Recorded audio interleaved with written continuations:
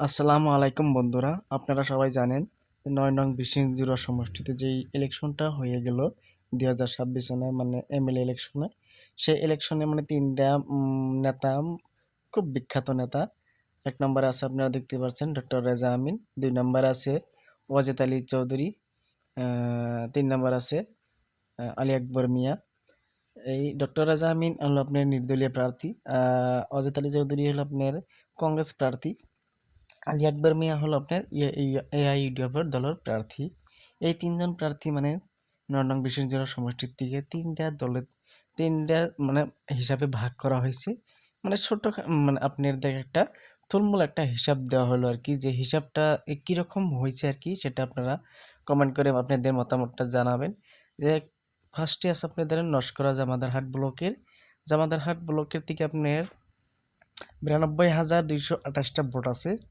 এই ৯২,২২৮টা ভোটের থেকে ডক্টর রেজা আমিন মোটামুটি ধরেন আপনি ৫৫,৩৩৬টা ভোট মানে আর কি পাবে আর কি, 60% ধরা হয়েছে। ২ নম্বরে ধরেন ওয়াজেদ আলী চৌধুরীকে আপনার ২৪,৯০০ একটা ধরা হয়েছে। টোটাল আপনি ধরেন 27 মানে পার্সেন্টেজ পাবে আর কি ভোটে। ৩ নম্বরে আছে আপনি আলী আকবর মিয়া ৯,২২২টা আর কি 10% পাবে আর কি, সেটা আর কি ধারণা করা হয়েছে। তারপর ধরেন বীরসিং জরুয়া যেটা ব্লকের আন্ডারের থেকে আপনি ধরেন ৮৮,০০০ ভোট আছে। তার মধ্যে থেকে ধরেন আপনি ডক্টর রেজা আমিনকে ২৫,০০০ মতো ধরা হয়েছে আর কি, ২৫,৫০০ মতো, মানে 29%। ওয়াজেদ আলী চৌধুরীকে আপনি ৪০,৯০০ ধরা হয়েছে আর কি, 51%।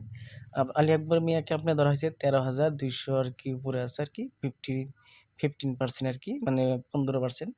তারপরে ধরেন নায়ারলাগুলা ব্লকের থেকে আপনার ধরা হয়েছে ৮৭,৮৪০টা ভোটের থেকে ধরেন আপনি ডক্টর রেজা আমিনকে ধরা হয়েছে ১১ মানে হাজার ধরা হয়েছে, মানে 13%। ওয়াজেদ আলী চৌধুরীকে আপনি 17% ধরা হয়েছে, 17% কি 20% ধরা হয়েছে, মানে ১৭,৫৬৮টা নাগাল ভোট পাবে। আলী আকবর মিয়াকে ধরা হয়েছে আপনার ৫২,৭০৪টা আর কি, মানে টোটাল 60% আর কি পাবে আর কি, সেরকম একটি ধারণা করা হয়েছে।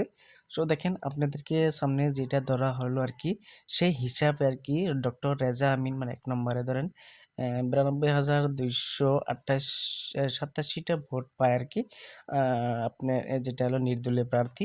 আর কংগ্রেস মানে ওয়াজেদ আলী চৌধুরী যেটা প্রার্থী আছে ৮৭,৩৭১টা ভোট ধরা হয়। আপনার ৩ নম্বরে ধরেন ৭৫,132 ধরা হয় আর কি এআইইউডিএফ দলের প্রার্থীকে, যে আলী আকবর মিয়াকে।